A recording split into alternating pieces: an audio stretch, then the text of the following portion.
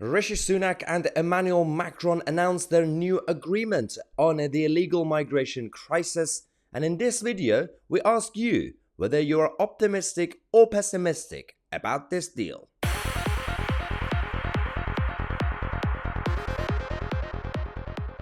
Hello everybody, welcome to the channel that challenges the mainstream media and the political establishment, from the left-wing nutters to the globalist elite.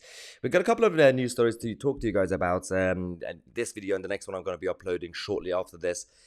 First things first, we're going to talk about the UK-France summit that happened earlier today, and today's breaking news is about the new agreement between Rashid Sunak of the United Kingdom and Mini Macron of France. So they had their bromance today in Paris, and everybody was happy, everybody agreed with everything, and suddenly we're all friendly allies and neighbors.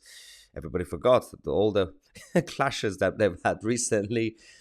Apparently they've come up with an agreement to tackle the illegal migration crisis.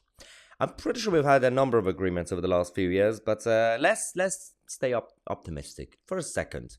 Let's give them the benefit of the doubt that they're going to get it done. I'm trying my best to be positive. Some of the announcements, which we're going to go through, quite interesting, but there is one tiny flaw, which is very important. First things first, the UK have decided to fund a new detention center in France. So they're going to be creating this detention center in an effort to cope with the numbers of people being trafficked across the channel.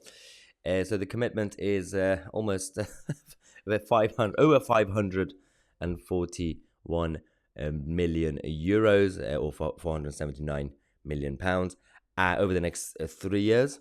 That's going to go towards an overall joint plan. Now, they did say that the French will also contribute significantly more funding, so that's good. So this is one praise, that it's not just the British government throwing money at the problem like in the past. The French are also using their own pocket money to help. Okay, fair. But let's talk about what's going on here, because they're going to be creating this detention center to remove people from the French coast just before they get on the boats. And when I say just before they get on the boats, that's the key point, by the way, which we're going to get into in a second. But they're going to have hundreds of extra French law enforcement officers with a new highly trained permanent French mobile policing unit dedicated to tackling small boats. Okay, and they're going to use drones and surveillance and everything else that they have, all the technology. Now, the payments from the UK will be 141 million euros this year, next year, and you're going to have 191 million euros the following year, and the 209 million euros in 2025. Okay, so what's going to happen with this? Because one of the issues that we have is when they get on the boat, and we have to focus on that issue first.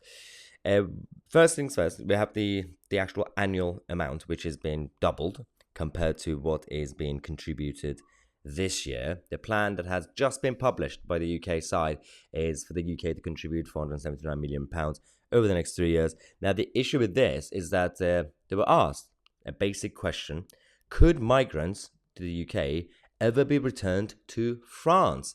Now, this is a key point. Now, we know that obviously, if this plan works, if the French officers manage to catch them, the migrants and the people smugglers on the French coast, fine. They're going to take them to the detention centers. Okay, good to know. But what will happen if they get on the boat? When Rashid Sunak was asked this question, this was the answer he gave to the press. I think what you've seen today is an unprecedented level of cooperation on tackling this shared challenge, because that's what it is. It's a shared challenge. It's not just the UK that's grappling with illegal migration. It's not just France. It's countries across Europe. And now our partnership is incredibly strong. I think the work that our two Home Secretaries, Suella and Gerard, have done over the past few months has been unlike anything that anyone's ever seen. And you're seeing the fruits of that cooperation today with a new agreement, new investment, and that will help both of us stop the cycle of these criminal gangs. So, in short, no. He just went on a rant for no reason. It was a simple question. Could they be returned to France? The answer is no. But the UK government, from their side, they have another plan, which is to send migrants to Rwanda. Yeah. And not just Rwanda, but they've also signed new treaties with other countries in Africa and other places. Don't get me started with the Rwanda plan, but there's some technical problems with it. But they've said if they can, they will send some people to their original countries. When they can't, which is going to be most of the time, because if they're not going to have actual documentation, it's going to be quite tricky. Then they're going to be sending them to the third countries. But they're not going to be able to send it to France. What was the point of this agreement? If you're going to be pretending to be best friends and allies and neighbors, then I like the fact that you're going to have a detention center. Good. But the reality is that if Macron is very keen to help us not have illegal migrants coming into our country, why is he not willing to take them back?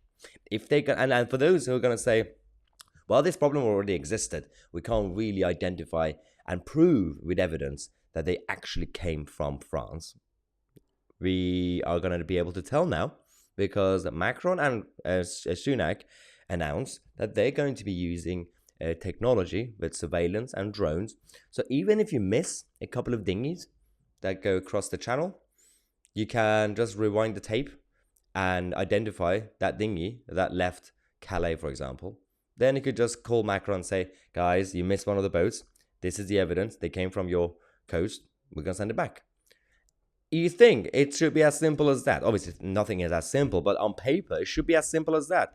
But for some reason, that was never mentioned in the agreement, in the negotiations. So, where are we now?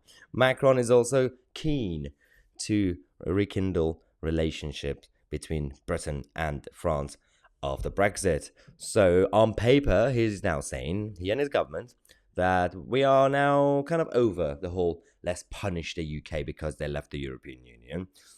That's been the official, well, the official line has been every time Macron meets one of the British prime ministers, one of the many British prime ministers recently, they shake hands, they hug, they say we're best friends. But behind the scenes, they keep briefing the papers and the media, the French government, that Britain must be punished. We have to save our fisheries industries from the evil Brits.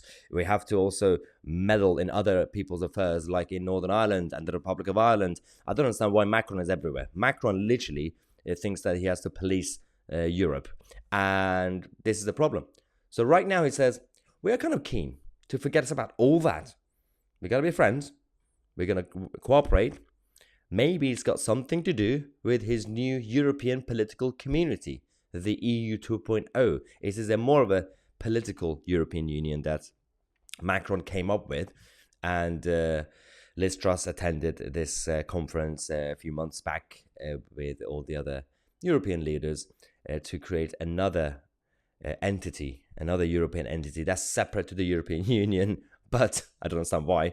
But this is basically getting Britain to get into the European project through the back door. If they can't get you to join the EU again, then they're going to get you to join a new organization and they're going to get you tied to their own new mission. Anyway, let me know your thoughts, because I'm trying to find some comments who are more optimistic. I'm not just going to be completely doom and gloom about this, because it could work. And I want it to work. We want this to work. We're not just coming here and completely ranting about how they're all lying to us, but they have to prove that it's going to work. But I want to see your comments. Let me know, especially those of you who are still more positive and optimistic about this plan. Let me know your thoughts. We're going to come back shortly in about half an hour to talk to you guys about another breaking news story earlier, which was Gary Lineker being suspended from the BBC. I'm Mahyar, Tousi, and we are the media.